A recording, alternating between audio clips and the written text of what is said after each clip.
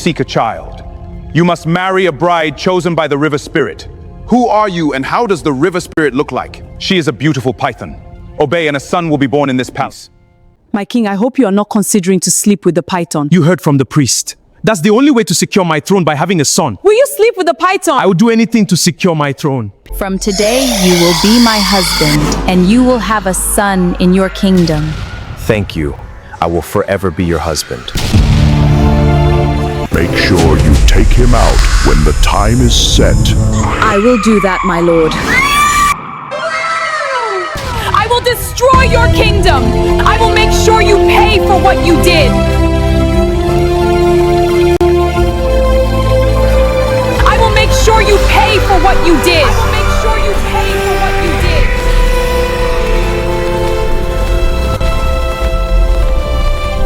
Destroy your kingdom. Make sure you pay for what you did. Take him out when the time is set. I will do that, my lord. Pay for what you did.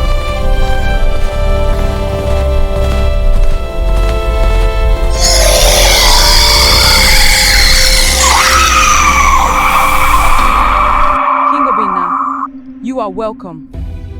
I heard you are the reason why I have no son in my kingdom. Yes, I will make sure you pay for what you did. I'm sorry, please forgive me.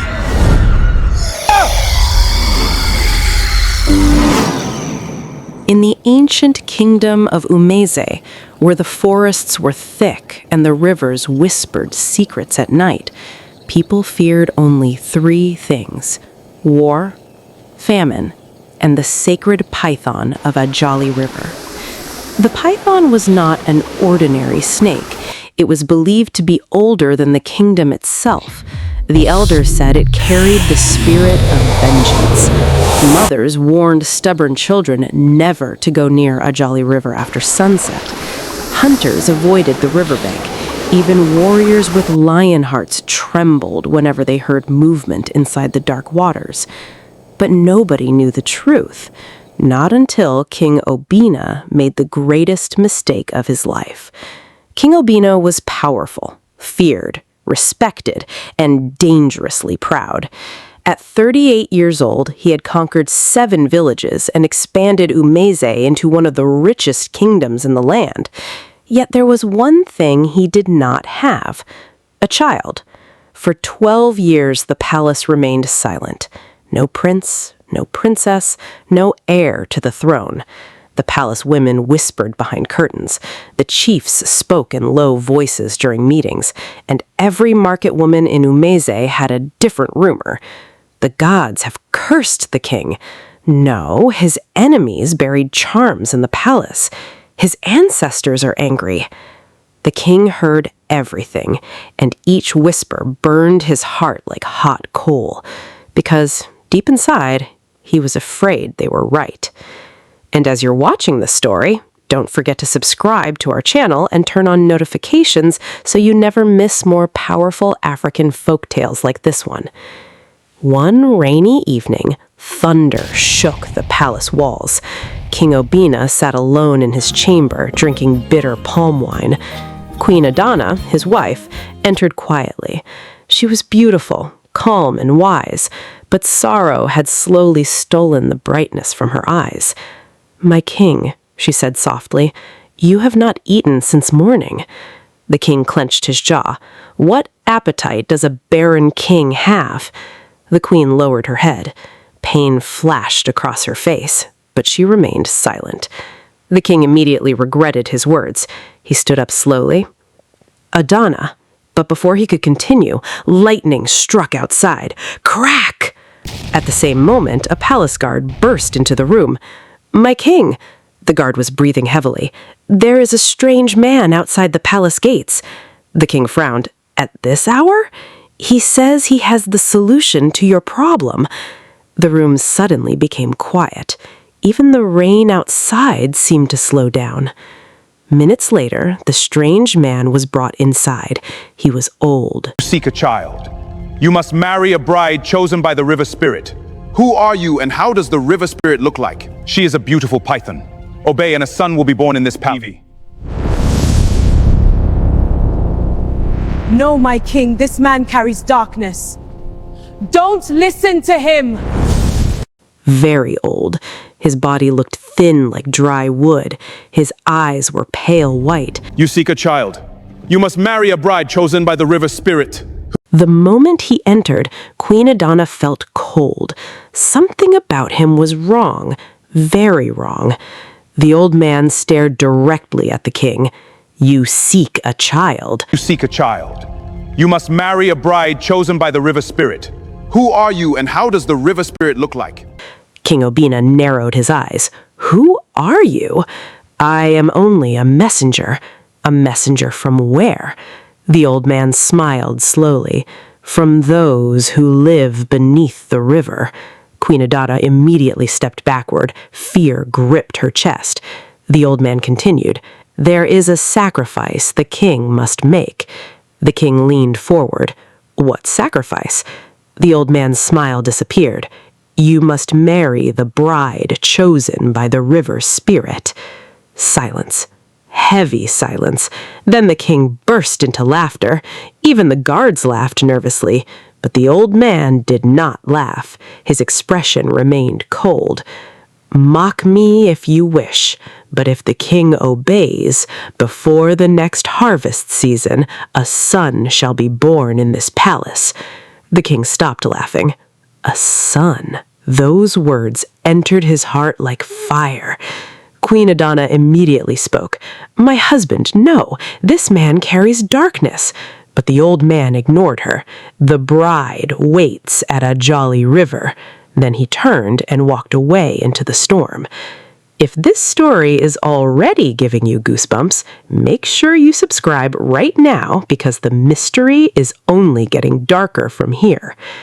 That night, King Obina could not sleep.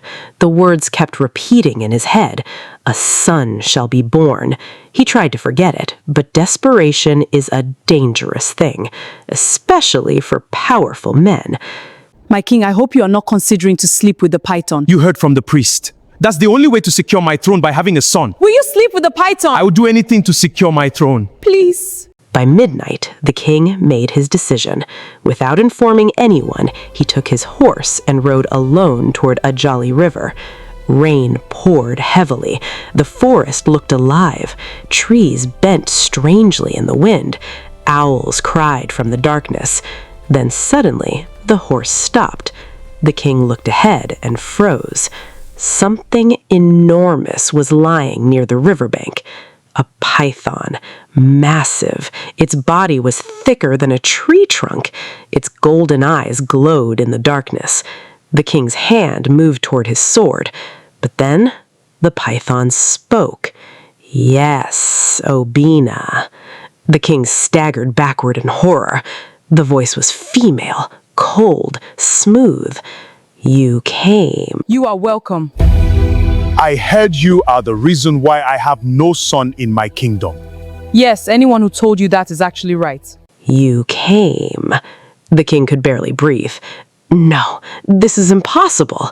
The python slowly moved closer. You seek a child. The king trembled. Every instinct told him to run, but the thought of having an heir chained his feet to the ground. What are you? The python raised its head proudly. I am Omalicha, bride of the river. The king's throat became dry. And you, what do you want from me? The python's eyes darkened. Marriage. Thunder exploded across the sky. The king stared at the creature in disbelief. You are a snake, the python hissed softly. And yet I can give you what your human wives could not. Those words pierced the king deeply. Pride, pain, desperation, everything collided inside him. The python moved closer. If you accept me, you shall have a son. The king's breathing became heavier. And if I refuse? The river suddenly began to boil. Dark waves rose violently. The forest trembled. "You will leave this place childless forever." The king shut his eyes tightly. Then slowly, he nodded. "I accept." The python smiled. And that was the night King Olkinga destroyed his destiny. From today, you will be my husband, and you will have a son in your kingdom. Thank you. I will forever be your husband.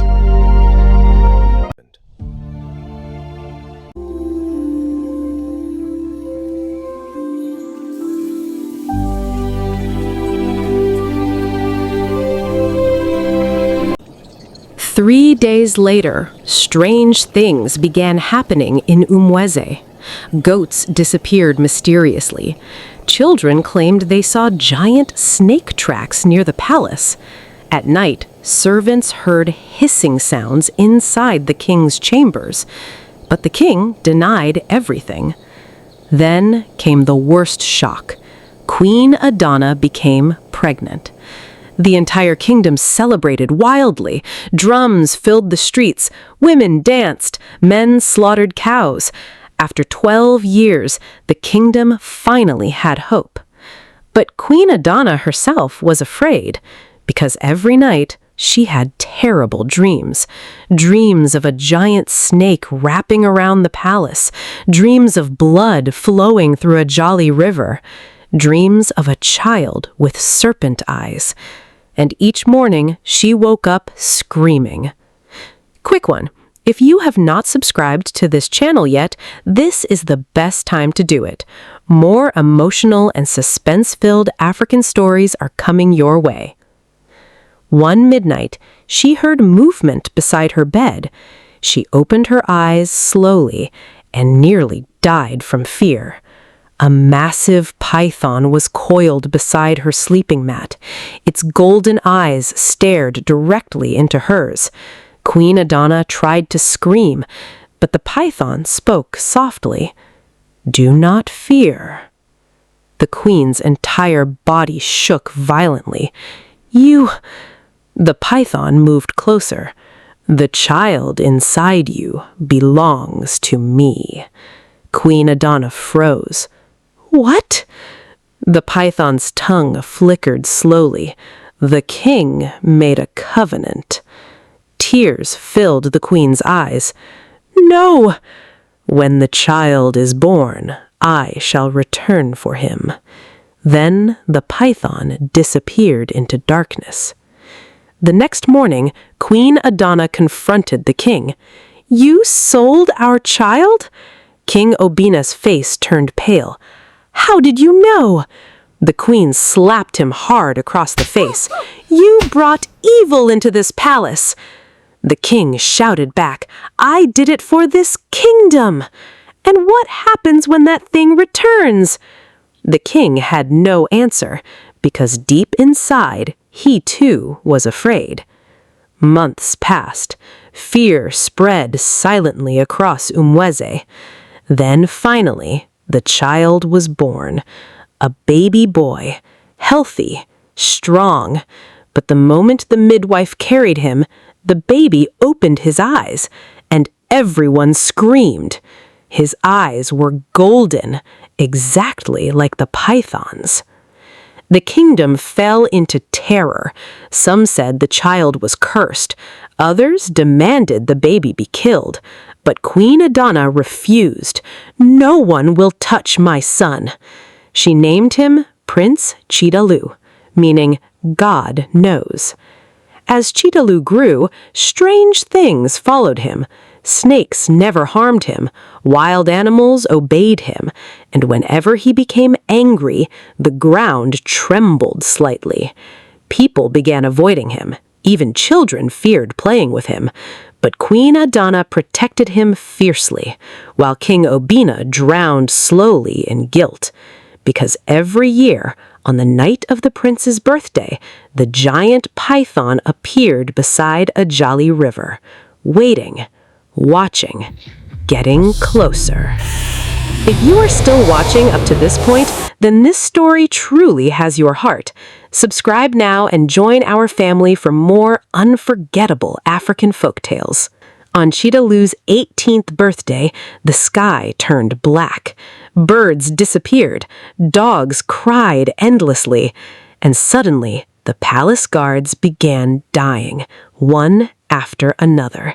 Their bodies were found twisted, bones crushed, no wounds, only fear frozen on their faces. Then came the message, written in blood on the palace wall. The time has come. Panic exploded across Umweze. The king knew immediately. What should I do? No, I can't. This kingdom is at stake. Omalicha had returned for her son. That night, thunder roared violently. The python entered the palace openly, massive, terrifying. Servants fled in horror. Warriors dropped their weapons. Omalicha raised her giant head proudly. I have come for my child. Queen Adana stood before Prince Cheetahlu. You will not take him. The python hissed angrily. The covenant must be fulfilled. King Obina fell to his knees. Please, spare my son. Omalicha's eyes burned with fury. When you begged for power, did you spare me your greed? The entire palace shook. Then Prince Cheetahlu stepped forward. No. Everyone turned toward him. The young prince looked directly at the python. I will go with you. Queen Adana screamed, No! But Cheetahlu held her gently. Mother, this ends tonight. The prince followed the python into the forest, deep into darkness, toward a jolly river. And there, the truth was finally revealed. Omalicha was never truly a snake. Long ago, she had been a woman, a powerful river priestess betrayed by greedy kings.